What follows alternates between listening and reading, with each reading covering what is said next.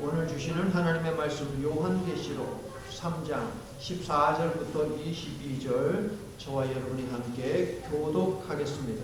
제가 노란 색깔, 여러분이 하얀 색깔. 라오디게아 교회의 사자에게 편지하라. 아멘이시요 충성되고 참된 증인이시요 하나님의 창조의 근본이신 이가 이르시되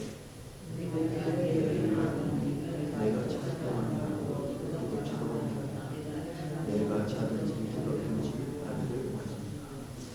내가 이같이 미지근하여 뜨겁지도 아니하고 차지도 아니하니 내 입에서 너를 토하여 버리리라.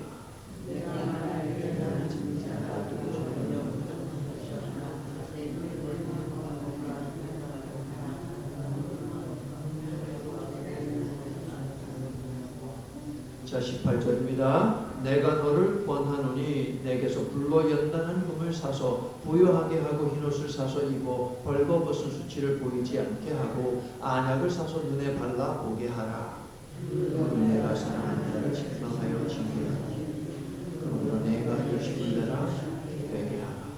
볼지어다 내가 문 밖에 서서 두드리노니 누구든지 내 음성을 듣고 문을 열면 내가 그에게로 들어가 그와 더불어 먹고 그는 나와 더불어 먹으리라.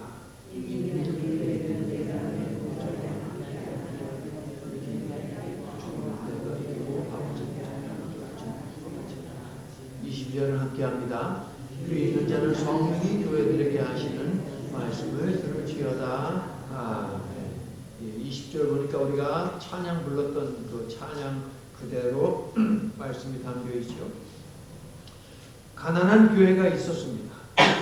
그런데 주님으로부터 부유하다는 칭찬을 들었죠. 부자인 교회가 있었습니다. 그런데 주님으로부터 가난하다라고 하는 책망을 들었습니다. 우리보다 부유한 교회가 많지만 우리보다 가난한 교회도 많습니다. 이제 곧 40살이 되는 우리 교회는 40년에 걸맞는 모습을 갖추었을까요? 주님으로부터 어떤 소리를 들을까요? 부유하다는 소리를 들을까요? 아니면 가난하다는 소리를 들을까요? 가난했으나 실상은 부유하다고 주님께 칭찬만 들은 교회는 서머나 교회입니다. 반면에 부유하지만 7교회 중에서 가장 부유하지만 그럼에도 불구하고 가난하다라고 책망을 들은 교회는 오늘 본문에 등장하는 라오디게아 교회입니다. 실상은 너희가 곤고하고 가련하고 가난하다라고 주님이 말씀하셨는데 라오디게아 교회를 향한 말씀을 쭉 묵상을 하다 보니 주님께서 그 교회를 향해서 이렇게 말씀하심을 알 수 있습니다. 읽어주시겠어요? 먹고 살만 할수록 절실하라. 라오디게아 교회에 하신 이 말씀이 혹시 나에게 하시는 말씀은 아닌지 경각심을 갖는 시간이 되기를 바랍니다. 그래서 예수님을 밖에 세워두지 않고 항상 예수님과 더불어 먹고 마시는 연합과 교제가 있는 삶을 사는 저와 여러분 그리고 우리 교회가 될 수 있기를 예수님의 이름으로 간절히 축원합니다. 라오디게아라고 하는 도시는요, 시리아의 왕이었던 안티오쿠스 2세가 건설한 도시입니다. 그는 이 도시를 건설한 다음에 자신의 아내 이름을 거기다가 갖다 붙였습니다. 라오디게아, 이것은 안티오쿠스 2세의 와이프의 이름입니다. 자, 이 도시는요, 7교회가 있는 도시들 가운데 가장 번영한 그러한 도시였습니다. 실크 로드가 이렇게 지나가는 길이었기 때문에 그 라오디게아 교회는 상업과 특별히 금융업이 발달을 하였습니다. 또한 초원이었기 때문에 거기에는 농업과 그리고 목축업이 발달했습니다. 그래서 물을 쌓는 도시였습니다.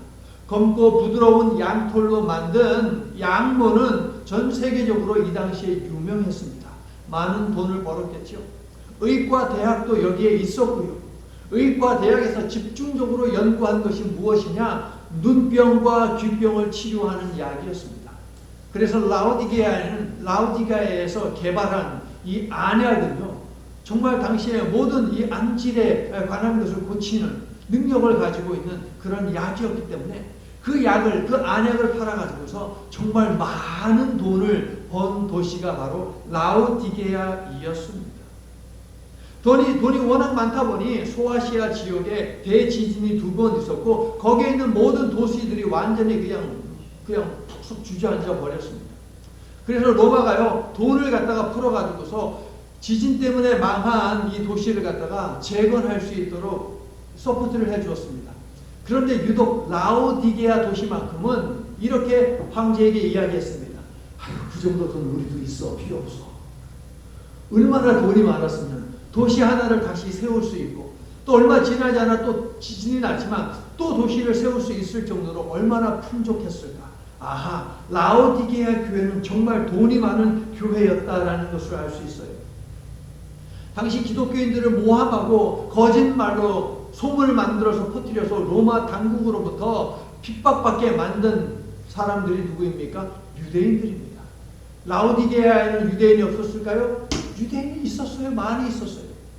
그런데 라오디게아에 살고 있는 유대인들이 라오디게아의 그리스도인들을 로마 당국에 고소하고 고발하여서 둘이 충돌했다라고 하는 역사적 기록은 없습니다. 왜 그랬을까요? 왜 라오디게아에 살고 있는 유대인들은 기독교인들을 음모하지 않았을까요? 왜 죽이려고 하지 않았을까요? 돈 때문에. 풍족히 먹고 사니까 굳이 그럴 필요 없다는 것이죠. 기독교인들에게 빼앗기고 자시고 할 것도 없고 자기들도 돈이 넘쳐나는데 굳이 그럴 필요가 있느냐 하는 것이었죠. 성도 여러분, 풍부한 물질은 우리의 삶을 분명 풍요롭게 합니다. 하지만 동시에 영적 회의와 안일에 빠뜨리고 자기 만족에 빠뜨려 영적 무지와 게으름과 무감각의 자리에 꽁꽁 묶어두는 위험성도 가지고 있다 하는 것, 우리가 여기에 대해서 경각심을 가져야 합니다. 라오디게아 교회의 물질의 부요는요, 풍부는요, 영적 궁핍을 만들었고요, 부족함이 없는 삶은요, 나태한 신앙을 빚어냈습니다. 그러나 더 심각한 것은 무엇이냐? 자신들이 영적으로 심각한 상태에 있다는 것 자체도 모르고 있는 것이죠.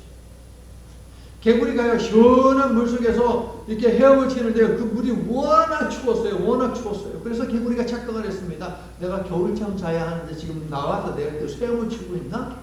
자, 물의 온도를 이제 조금 이제 올렸습니다. 물이 어떻게 조금 이제 따뜻해지죠. 너무 추웠는데 따뜻해지니까 개구리가 너무 좋아하는 거예요. 근데 물이 점점 이렇게 뜨거워집니다. 그런데도 모르고서 개구리는 계속 거기서 헤엄을 치고 있습니다. 물이 점점 올라갑니다. 온도가 어떻게 될까요? 개구리가 삶아지는 것이죠. 라오디게아 교회가 그랬다 하는 거예요. 물질이 점점 쌓여갈수록 자신들이 영적으로 태만해져 간다라고 하는 것을 점점 모르고 있었다. 그 끝은 무엇이겠습니까? 개구리처럼 죽는 거예요. 멸망하는 것입니다. 그래서 예수님이 라오디게아 교회를 찾아오신 것이죠. 풍족한 물질을 보면서 오히려 그들은 생각했습니다. 우리가 육신적으로 이렇게 아무 문제가 없는 것은 영적으로도 아무 문제가 없는 것이지 라고 그렇게 착각에 빠졌습니다. 이만하면 됐다고 안주할 만한 믿음이 있습니까? 없습니까? 없습니다. 이만하면 됐다라고 안주할 만한 그러한 믿음은 결코 존재하지 않습니다. 하지만 라오디게아 교회는 기도할 필요를 느끼지 못하고 힘껏 찬양할 필요도 느끼지 못했습니다. 그들은 절실하지 않았고 위험을 감수할 마음은 더더욱이 없었습니다. 예수님은 이런 교회를 16절 보니까 어떻다라고 이야기하십니까? 16절에서 이들의 상태는 뜨겁지도 차갑지도 않은 미지근한 상태다라고 말씀하십니다. 18절에서 어떻게 말씀하십니까? 벌거벗었으나 수치를 모른다라고 하시고 또한 눈 멀었다라고 진단하십니다. 결국 토해내야 하는 역겨운 상태에 있었던 것이 라오디게아 교회의 영적인 상태였다 하는 것이죠. 돌이키지 않으면 문 밖에 서 계신 예수님은 한없는 사랑을 주시는 주님이 아니라 어떤 주님이에요? 심판하시는 주님이 될 것이다 하는 것이에요.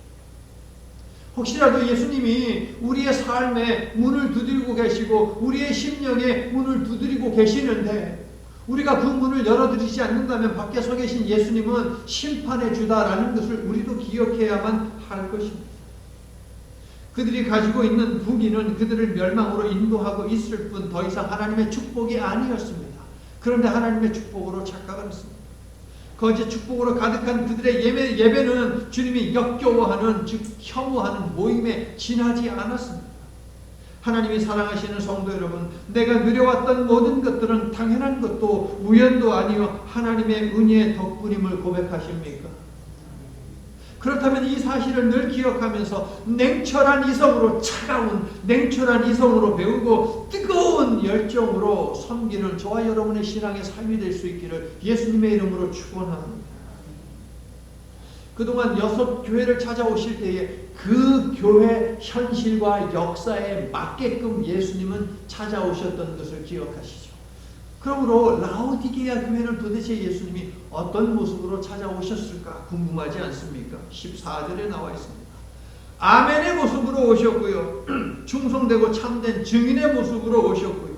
하나님의 창조의 근본으로 오셨습니다. 자, 성경에 적어 놓으세요. 이사야서 65장 16절과 17절에 기록되어 있는 모습으로 오셨습니다. 이사야서 65장 16절 17절에 있는 정확한 그 모습으로 예수님은 라오디게아 교회를 방문하셨는데, 이것은 무슨 말씀입니까? 하나님의 모습으로 라오디게아 교회를 찾으셨다는 거예요. 이사야서 65장 16절을 보면 이 표현이 2번 등장합니다. 진리의 하나님. 하나님은 자신을 진리의 하나님이라고 그렇게 드러내신 것이에요. 자, 그러면 진리에 해당하는 이 단어를 히브리어로 무엇이라고 말하느냐? 여러분도 다 알고 있는 단어. 기도 다 하고 나서 마지막 한 단어? 기도 다 하고 나서 마지막 한 단어? 아멘. 이게 바로 진리에 해당합니다. 아멘이라고 하는 이 단어는요, 오늘 14절에서 충성이라고 번역된, 이건 신실하다라는 거예요. 이게 아멘에 해당하는 뜻이에요. 신실함을 뜻합니다. 그리고 또 참된이라는 단어 있지 않습니까? 이것은 진실되다라고 하는 거예요. 이게 아멘이라는 뜻이에요. 그러므로 아멘은 무엇입니까? 신실함, 그리고 진실됨. 이것을 이야기합니다. 요한복음 14장 6절에서 예수님은 내가 곧 길이요 진리요 생명이다라고 하시면서 내가 바로 진리다라고 예수님은 스스로를 소개하신 바가 있죠. 그러므로 예수님은 신실하시고 진실하신 진리의 하나님이시며 우리가 들어야 할 아멘이시오, 따라가야 할 아멘이시오, 살아내야 할 아멘이심을 믿습니다. 진실되고 살고 신실하게 살고 진리를 추구하면서 살아야 하는 삶, 이것이 바로 우리의 삶이고 라오디게아 교회에게 더더욱이 특별히 필요했던 모습이었다는 것이죠. 자, 질문이 있습니다. 구약에 하나님의 모습이 정말 다양하지 않습니까? 그 다양한 모습 가운데 예수님은 왜 아멘의 모습으로 이 교회를 찾으셨을까요? 진실과 신실을 강조하는 진리의 모습을 선택하신 이유가 무엇일까요? 신앙의 열정을 잃어버리고 그릇된 자기 인식을 신앙으로 둔갑시킨 라오디게아 교회는 참되지 않다라는 것, 그들은 진리와 거리가 멀다라고 하는 것을 드러내기 위해서 진리의 하나님의 모습으로 오셨다 하는 것이에요. 진리의 하나님이신 예수님은 자신은 증인임을 아주 명확하게 밝히시죠. 그렇죠? 아멘이시오 이야기하죠. 그 다음에 참되고 진실하신 증인이다라고 이야기합니다. 자, 증인에 해당하는 단어에서 순교자라는 단어가 나왔다. 이것은 우리가 주목해야 할 부분입니다. 다시 증인에 해당하는 이 단어 마르티스라고 하는 단어인데요. 이 단어에서 순교자에 해당하는 영어 마터라고 하는 이 단어가 나왔습니다. 예수님은 우리를 사랑하시어 구원하시려는 하나님의 진리를 위해 순교하신 하나님의 아들이십니다. 여러분 믿습니까? 우리의 구원을 위해 피 흘리신 예수께서 자신이 곧 진리의 하나님이심을 드러내시면서 내가 네 행위를 안다라고 호통치시니 거짓과 위선이 숨을 때가 있습니까? 없습니까? 없습니다. 없습니다. 진리라는 단어 자체가요, 알레테이아인데 2개의 단어로 되어 있는데 진리는 무엇이냐? 감춘 것을 드러내는 거예요. 겉으로 보기에 라오디게아 교회 매주 모여서 하나님을 예배합니다. 찬양합니다. 기도합니다. 그런데 이 교회는 여긴 진심이 없어요. 여긴 진리가 없어요. 그것을 예수님이 드러내시는 거예요. 드러내시는 거예요. 거짓과 위선이 설 자리가 없고 오직 심판뿐 아니겠습니까? 내가 너를 토해내겠다라고 말씀하십니다. 이 책망은 무엇이냐? 토해내겠다. 이것은 무엇이냐? 심판하겠다라는 거예요. 심판에 대한 경고입니다. 다른 교회들과 마찬가지로 라오디게아 교회를 둘러싼 역사와 지형과 현실 등을 도구 삼아서 하시는 말씀이 내가 너를 토해내겠다라는 표현으로 심판을 경고하고 계세요. 라오디게아 교회는 토해내겠다라는 말이 무엇인지 잘 알고 있었거든요. 자, 라오디게아 교회, 부자 교회라고 말씀드리지 않았습니까? 부유한 교회입니다. 자, 혹시 보이십니까? 여기가 라오디게아입니다. 여기가 라오디게아. 자, 라오디게아는요, 부자인 그런 도시입니다. 그런데 한 가지 부족한 것이 있었습니다. 물이 귀했습니다. 물이 귀했어요. 물이 없다는 것이죠. 물이 없으면 사람이 살 수 없잖아요. 돈은 많잖아요. 그럼 뭐 하겠어요? 물길을 만들겠죠. 수로를 만들지 않겠습니까? 그러면 수로를 만들 때에 돈 많으니까 좋은 물들을 끌어오지 않겠어요? 당연히 그렇겠죠. 자, 이 라오디게아에서 북쪽으로 11km를 가면 거기에 히에라폴리스라는 데가 있습니다. 거기는 무엇으로 유명했느냐? 약으로 사용하는 뜨거운 물로 유명했습니다. 자, 우리가 뭐 몸이 안 좋다면 우리 온천 가잖아요. 온천으로 유명한 곳이 바로 히에라폴리스였어요. 그래서 거기에다가 11km 되는 그 수로 터널을 갖다가 만들어서 뜨거운 물을 끌어다 오는 거예요. 자, 뜨거운 물만 필요한 게 아니고 또 시원한 물이 필요하잖아요. 그래서 당시에 시원하고 깨끗하기로 소문난 물을 가지고 있는 곳이 이 라오디게아에서 여기 이쪽 동남쪽으로 16km 떨어진 곳에 거기에 골로세라고 하는 곳이 있었습니다. 어디? 골로세. 그래서 거기도 터널, 물길을 갖다가 쫙 만들었어요. 16km. 그런데 생각을 해보세요, 여러분. 바로 옆 동네가 아니고 11km 떨어져 있고 그 다음에 16km 떨어져 있으면 거리가 제법 되잖아요. 그럼 물이 갑자기 훅 하고 오는 것도 아니고 계속 흘러오는 거 아니에요. 냇물아 흘러 어디로 가니? 라오디게아로 간다. 이거 아닙니까? 저기 라오디게아로 가는 동안에 이 뜨거운 물은 어떻게 되겠어요? 식어버리겠죠. 그리고 저 골로새 지역에서 오는 시원한 물은 또 어떻게 되겠어요? 미지근하게 되겠죠. 뜨거운 물도 미지근해지고 시원한 물도 미지근해지고 그 물을 마시면 어떻게 되겠어요? 좀 이상할 것 같지 않습니까? 물론 이 터널이 깨끗하면 상관이 없는데 저기 땅이 어떻게 되어 있냐면 석회로 되어 있어. 석회. 우리가 집에서 설거지 여러분 디시워셔 돌립니까? 다 돌리고 나면 깨끗하게 됐는데도 불구하고 하얀 거 좀 껴있잖아요. 석회가루예요. 석회가루 그게. 그런데 그게 아주 너무 많은 거예요. 너무 많으니까 물을 먹을 때 우락 하고 토할 지경의 그 역겨움을 느꼈다고 이야기합니다. 그러니까 예수님이 이 교회를 향해서 하시는 말씀이에요. 심판에 대한 경고를 하시는 말씀이 내가 너 토에 넣어 버리겠다라고 하는 것. 이 교회는 너무나도 잘 알고 있죠. 라오디게아 교회가 바로 그 물맛과 같았다. 토할 수밖에 없는 그 미지근하고 아주 그냥 메스꺼리고 하는 그 상태에 있었다라고 예수님은 지적하시는데 19절 회개에 열심을 내지 않으면 어떻게 한다? 16절 토해버리겠다. 그래서 예수님이 회개에 열심을 내라 라고 말씀을 하시는 것이죠. 사랑의 주님이 토해내 버리겠다 하실 정도로 영적으로 병든 이유가 무엇입니까? 17절 네가 말하기를 나는 부자라 부요하여 부족한 것이 없다 하니 라고 되어 있습니다. 자, 이 말은 무엇이냐? 로마에서요, 야, 지진 때문에 너희들 도시 재건하기 힘들지. 자, 돈 대줄게. 그때 로마 당국을 향해서 하는 말이 이거예요. 나는 부자라 부요하여 부족한 것이 없어. 그 정도 돈 필요 없어. 라고 한 말을 여기다 예수님이 말씀하시는 것이죠. 그들이 가진 부유함이 그들로 하여금 차지도 뜨겁지도 않은 권태로운 예배와 신앙생활을 하게 했다는 것입니다. 맞습니다. 그들의 외적 모습은 부족한 것 전혀 없는 풍요로움이었습니다. 그러나 실상은 곤고하고 가련하고 눈이 멀었고 헐벗었다라고 예수님이 진단을 내려주고 계십니다. 주의에 물들어 진리를 지키려는 냉철한 이성도 없고 복음을 위한 뜨거운 열정도 사라져버렸다는 것입니다. 이익이 침해받지 않는 선에서 고난을 피할 수 있는 지점에서 적당히 타협하고 행동한 것이 라오디게아 교회가 주장하는 신앙생활이었는데요. 여러분, 이런 신앙생활을 신앙이라고 이야기할 수 있겠습니까, 여러분? 40주년을 앞둔 우리 교회가 이런 모습이라면 곤란하지 않겠습니까, 여러분?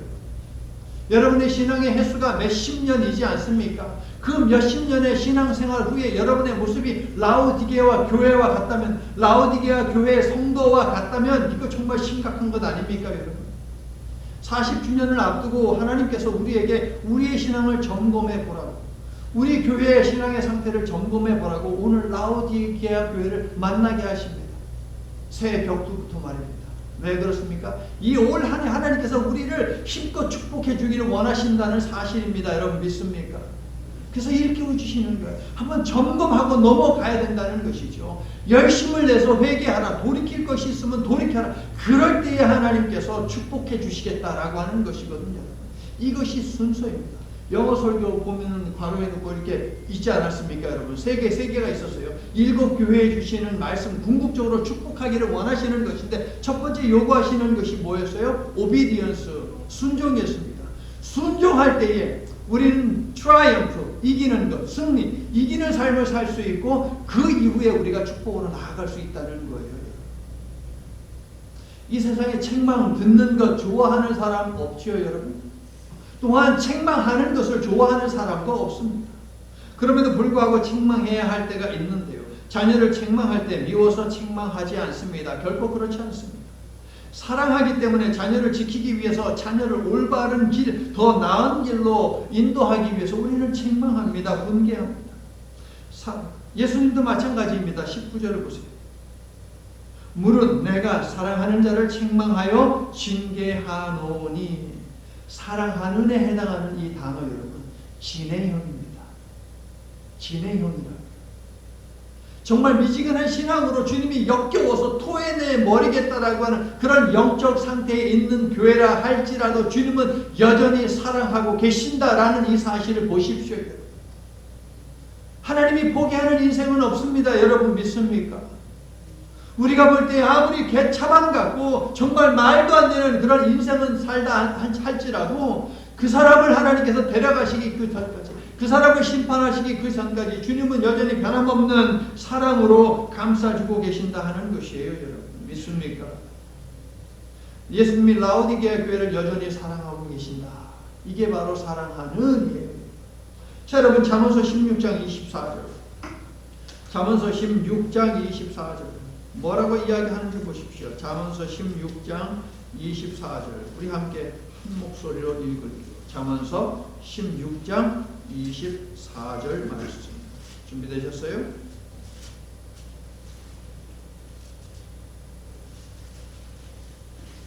자, 여기가 아닌데요. 자, 제가 읽을게요. 매를 아끼는 자는 그의 자식을 미워합니다. 매를 아끼는 자식이 있다면 그의 자식을 부모가 미워하기 때문이다라고 이야기합니다. 자식을 사랑하는 자는 훈계를 게을리하지 않는다라고 하는 이 말씀도 주고 계십니다. 징계에 해당하는 이 단어요. 징계에 해당하는 이 단어에서 어떤 단어가 나왔냐? 아이라, 어린 아이라고 하는 이 단어가 나오게 됩니다. 그래서 징계는 어떤 의미냐? 이거예요. 여러분 잘 들으세요. 성경이 말하는 징계는 무엇이냐?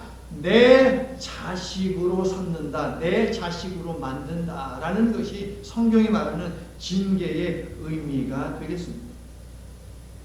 나랑 전혀 상관없는 남의 자식 잘못해도 우리는 뭐라고 하지 않습니다. 징계하지 않습니다. 책망하지 않습니다. 요즘 같은데 그랬다가는 큰일 나요. 호되게 당합니다. 그렇죠? 남의 자식이기 때문에 우리는 말하지 않습니다. 속으로는 생각할 수 있죠. 뭐 저런 놈이 다 있어 라고 말해요.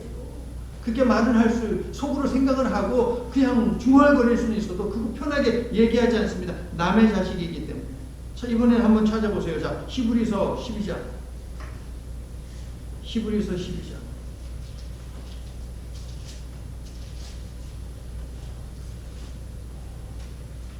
8절. 히브리서 12장 8절. 함께 시작. 징계는 다 받는 것이요 너에게 없으면 사생자요 친아들이 아닙니다. 우리 주님이 왜 우리를 징계하시고 책망하신다고요? 우리가 하나님의 친아들, 친딸이기 때문에 믿습니까? 친자식이기 때문이에요. 우리의 죄악에도 불구하고 여전히 우리를 사랑하시는 예수님을 생각합니다. 책망의 말씀, 징계의 말씀도 달게 받아 한층 더 성숙하고 한 걸음 더 성장하는 우리 교회와 우리 모두가 될 수 있기를 예수님의 이름으로 축원합니다. 자, 굳이 불능으로 보이는 라오디게아에게도 예수님은 은혜의 길, 회복의 길을 제시하기 위해 책망과 함께 권면의 말씀도 주십니다. 거짓된 자기 만족에서 빠져나와 교회 문 밖으로 밀어내버린 예수님을 다시 들어오게 하려면 그들을 무엇을 해야 한다고 이야기합니까? 사야 한다라고 말씀하십니다. 사야 한다고요. 뭘 사야 된다고요? 18절 보면 세 가지 구입 품목을 기록을 하고 있습니다. 그들의 모습을 돌이켜보게 하고 돌이키게 하는 세 가지 품목들 무엇입니까? 첫 번째, 금을 사라고 하십니다. 그렇죠? 어떤 금입니까?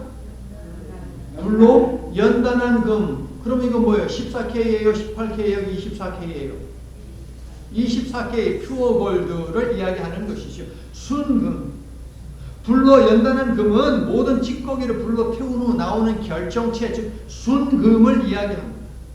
라오디게아 교회는요, 대단히 부유한 교회이니 이까지 순금이 문제입니까? 블랙 다이아몬드도 살 수 있고요. 다 살 수 있습니다. 그런데 주님은요, 그런 금을 의미하는 것이 아님을 강조하기 위해서, 즉 주님의 관심은 라오디게아 교회가 가지고 있는 막대한 순금에 해당하는 그 부가 아님을 강조하기 위해서 어떤 금이라고 말씀하세요? 순금이라고 이야기하지 않고 불로 연단한 금이라고 이야기합니다. 강조점이 어디에 있어요? 관심이 어디 있어요? 불로 연단 받아라 이 말이에요. 불로 연단 받아야 한다는 것을 강조하는 것이죠. 라오디게아 역시 종교 혼합주의가 만연했습니다. 여러 신들이 있었다는 것이고요. 여러 신들 가운데 대표적으로 라오디게아 지역에 숭배한 신은 무엇이냐? 제우스 신이었습니다. 라오디게아 지역도 예외 없이 황제를 숭배해야 하고 황제의 신상 앞에 가서 엎드려 조하려 절을 해야 합니다. 안 그러면 핍박입니다. 가진 것 다 빼앗깁니다. 중요한 포인트를 제가 지적해 드렸어요. 황제의 신상 앞에서 절을 하지 않으면 가지고 있는 거 다 빼앗겨요. 그런데 라오디게아 교회는 지금 가난해요? 부유해요? 부유하잖아요. 호가호위하고 있어요. 잘 먹고 잘 살고 있어요. 안 빼앗겼어요. 그 말은 뭡니까? 황제 숭배를 했다는 것이죠. 종교 핍박이라고 하는 현실 앞에서 믿음 돌렸어요. 예수님 돌렸어요. 이것도 하고 저것도 하고 둘 다 잡으려고 했습니다. 꼭 먹고 알 먹고 둘 다 하려고 했어요.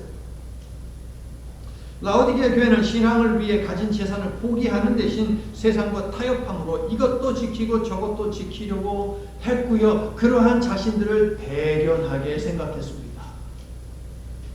그래서 예수님은 불로 연단한 금을 사라고 주문하신 것이지요. 첫째, 불순물이 모두 태워지는 19절 회개의 과정을 통과하여 순전한 믿음을 회복하라는 것입니다.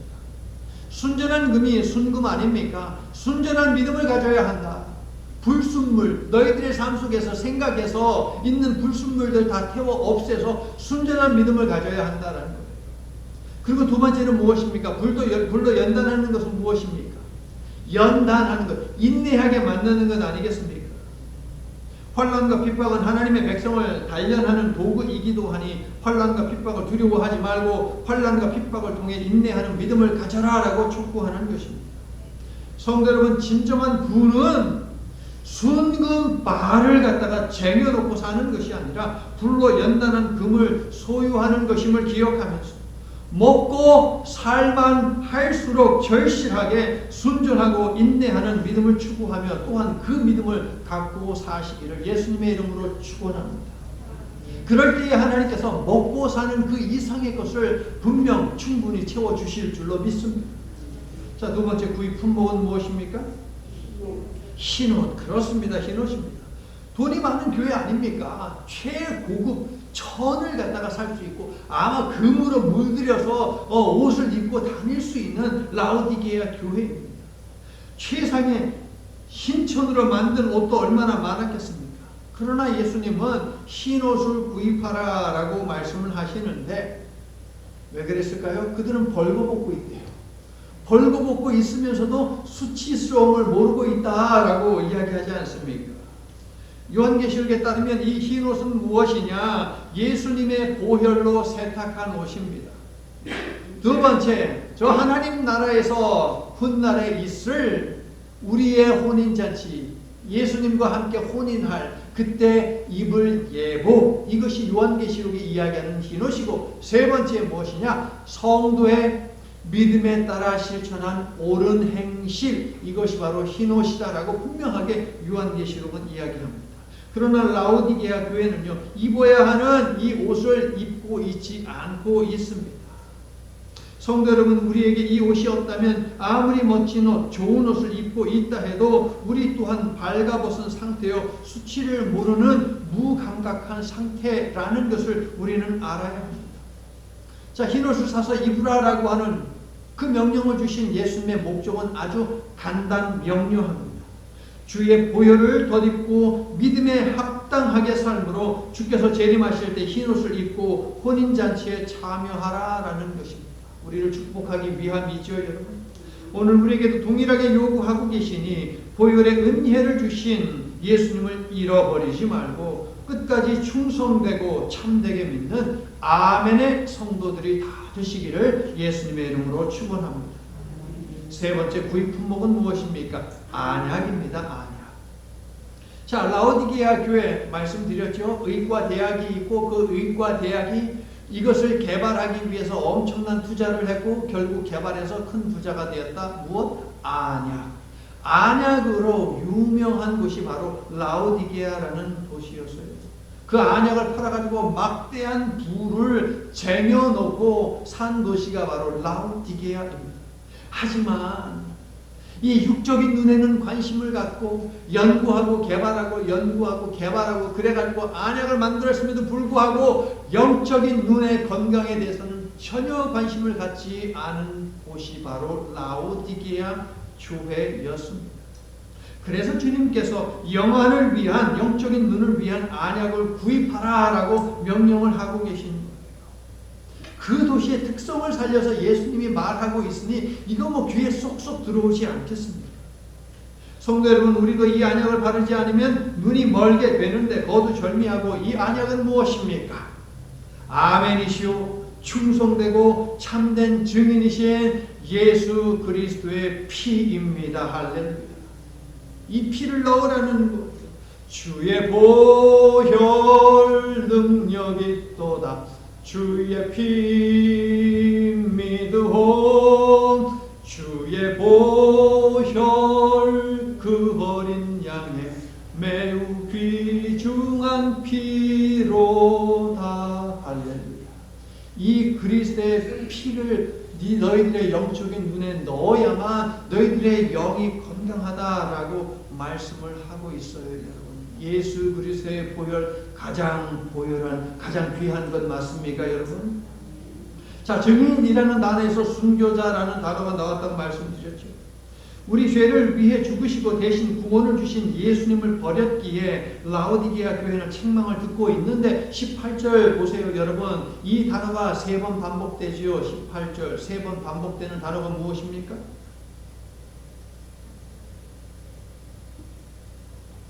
살아, 살아, 살아. 그렇죠? 3번 나오죠. 자, 사다라고 하는 이 동사 역시 죄와 사망의 사슬에 매인 우리에게 자유를 주시기 위해서 자신의 피로 우리의 죄값을 지불하신 예수님의 희생을 생각하게 하더라라는 거예요. 여러분, 자유를 위한 몸값, 이것을 속량이라고 부르는 것 알고 계시죠? 속량? 에베소서 1장 3절부터 14절을 보게 되면 삼위일체 하나님이 하시는 일을 정말 간단하게 요약하고 있는데 핵심이 무엇이냐? 거기에 나와요. 속량. 삼위일체 하나님이 하시는 핵심적인 사역, 속량이에요.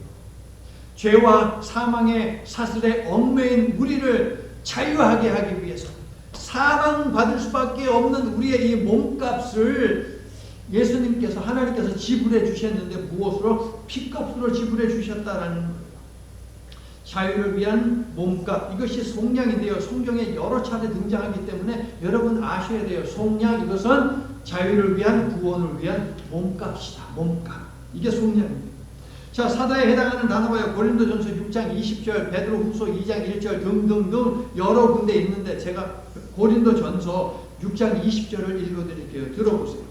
너희는 너희 자신의 것이 아니라 값으로 산 것이 되었으니 그런즉 너희 몸으로 하나님께 영광을 돌리라. 값으로 우리를 샀다라고 이야기합니다. 값. 이 값이 뭐예요? 속량. 내 아들의 핏값을 지불하여 너희를 샀다라고 하나님이 말씀하시죠. 하나님은 자신의 아들 예수님의 피로 우리의 몸값, 즉 속량을 지불하셨습니다. 그러므로 우리는 얼마짜리예요? 우리는 얼마짜리예요? 유장군님, 우리는 얼마짜리? 그새 까먹으셨어요? 우리는 예수짜리. 할렐루야. 우리는 얼마짜리? 예수짜리예요. 거기에 우리가 무슨 숫자를 집어넣을 수 있겠습니까, 여러분? 100만 불 쓰실래요? 1000만 불 쓰실래요? 억만 불 쓰실래요? 예수님이 그 정도밖에 안 됩니까, 여러분? 그러므로 여러분 얼마짜리? 자, 스스로에게 얘기해서 나는 예수짜리다. 그렇습니까, 여러분? 아멘. 우리는 예수짜리. 자, 18절로 돌아와서 보면 주님이 라오디게아 교회에 구입하라고 요구하시는 세 가지. 불로 연단한 금, 흰옷, 그리고 안약. 자, 이 세 가지는요, 그리스도의 보혈로 속량받은 은혜를 회복하고 그 은혜에 합당하게 살라라고 하는 촉구입니다. 그러므로 성도 여러분, 보혈의 공로를 기억하며 그 피에 부끄럽지 않게 사는 예수짜리 인생이 되어 약속하신 축복을 받아 누리시기를 예수님의 이름으로 축원합니다. 자, 여러분, 정상적인 믿음을 가진 성도라면 주 예수 내 마음에 들어와 계신 후 찬양하면서 주님이 내 삶에 들어와 계시기를 소망하지 않겠습니까? 그렇죠?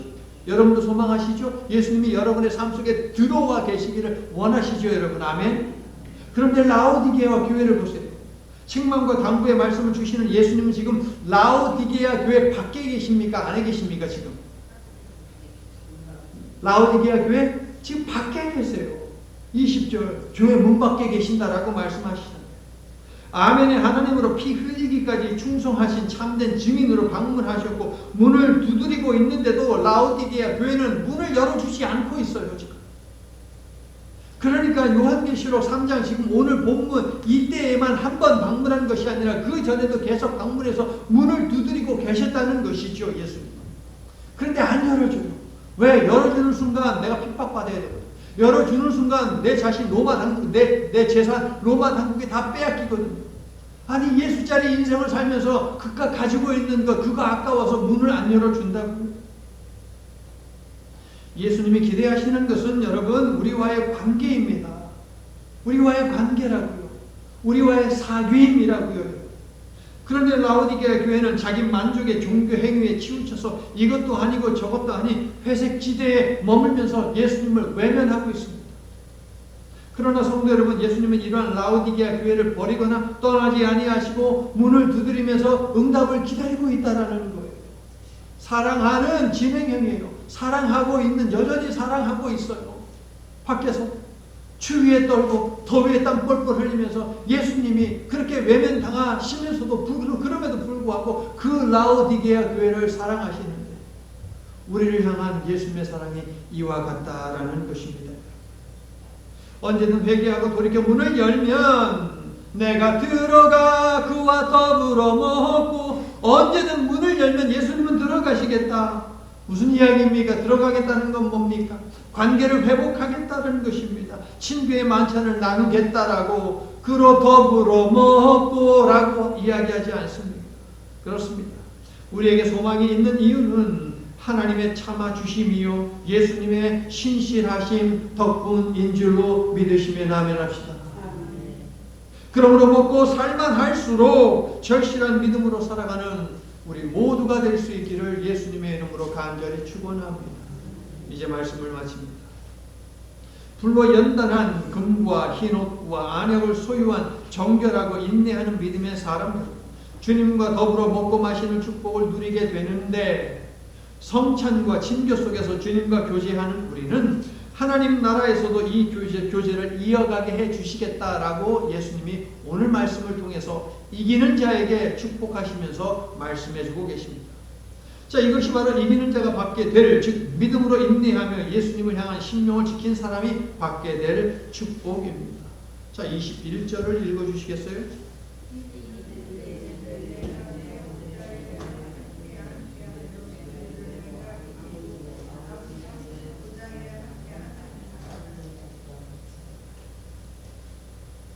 하늘 보좌에 예수님과 함께 보좌에 앉아 친교를 나누는 모습, 여러분 상상만 해도 감격스럽지 않습니까?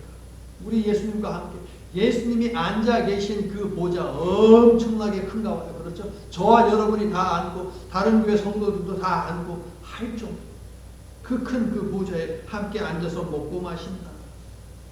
예수님의 이 약속은 주님을 영접하고 믿음을 지킨 사람은 반드시 이기게 하시겠다라는 예수님의 확고한 의지가 담긴 축복이니, 여러분의 삶은 예수님이 준비하신 오병이어로 채워지고 갈릴리 바닷가에서 친히 만들어 먹이신 숯불 바베큐 향기로 충만해지시기를 예수님의 이름으로 간절히 축원합니다. 예수님은 우리가 굳게 닫힌 마음의 문을 열고 주님을 영접하여 친밀한 사귐을 회복하는 것 외에 어떠한 것도 요구하지 아니하십니다. 그러므로 주께 마음을 열고 주님과 연합하여 항상 먹고 마심으로 이 땅에서 평온한 마음으로 화평한 삶을 살고 궁극적으로 하나님 나라에서 먹고 마시는 복을 누리시기를 바랍니다. 물질적으로 어려움이 없고 여유로운 삶은 하나님이 주신 축복이지만 물질 때문에 하나님과의 관계가 단절되어 간다면 더 이상 축복이 아닙니다.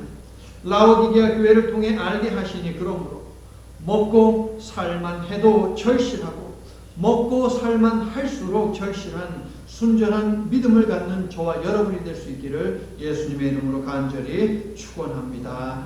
아멘. 만물의 주인 되시는 하나님, 창조하신 태초의 시간에 구원의 그 큰 은혜를 맛본 출애굽의 세월 속에도, 약속의 땅에서 나라를 세우고 살던 시대에도, 그리고 우리가 사는 지금 이때에 인간은 만족하지 못하며 욕심에 욕심을 더하고 결국 욕심이 죄를 잉태하고 죄가 장성하여 사망에 이르는 일을 반복하고 있습니다. 40주년을 향해 가는 저희 교회와 이 시간 머리 숙인 저희는 물질로 인하여 영적으로 해이해지지 않게 하시고 세상과 타협하지 않게 하시고 영적 불감증에 빠져 바로 곁에서 말씀하시는 예수님을 인식하지 못하거나 모른 채 하지 않도록 도와주시옵소서. 삶을 살아가기 위해 필요한 개인적인 건강, 사람들과의 관계, 물질 등 모든 것들은 하나님께서 오직 은혜로 주신 것들임을 늘 기억하면서 먹고 마시고 숨을 쉬며 사는 모든 일들에 항상 감사를 더하는 삶을 살도록 축복해 주시옵소서. 예수님 이름으로 감사하며 기도드립니다. 아멘. 이제는 다 가졌음에도 만족하지 못하고 기어이 금지하신 선악과를 따먹은 인간들을 그럼에도 불구하고 찾아오시어 그들의 수치를 가려주신 하나님 아버지의 결코 헤아릴 수 없는 사랑과 그 어떤 것보다도 먼저 하나님 나라와 하나님의 의를 구하라고 명령하시고 순종하는 모든 이들에게 누르고 흔들어 넘치는 복을 안겨주시겠다고 약속하신 예수님의 측량할 수 없는 은혜와 우리가 받은 과분한 사랑과 은혜를, 바로 이러한 사랑과 은혜는 그리스도의 보혈을 통과한 사랑과 은혜임 오늘 말씀을 통해 알려주시고 구원하시는 핏값에 걸맞는 믿음을 촉구하시며 순전하고 인내하는 믿음으로 살도록 우리를 도우시는 성령님의 내주 충만 그리고 역사하시는 능력이 불로 연단한 금과 흰옷과 안약을 받아들고 허락하신 삶의 자리, 그 선교의 현장으로 출발하는 모든 하나님의 자녀들 위해 저들이 살아낼 절실한 신앙의 삶 위에 그리고 절실한 저들의 기도 위에 이제부터 영원토록 함께해 주시옵기를 간절히 축원하옵나이다. 아멘.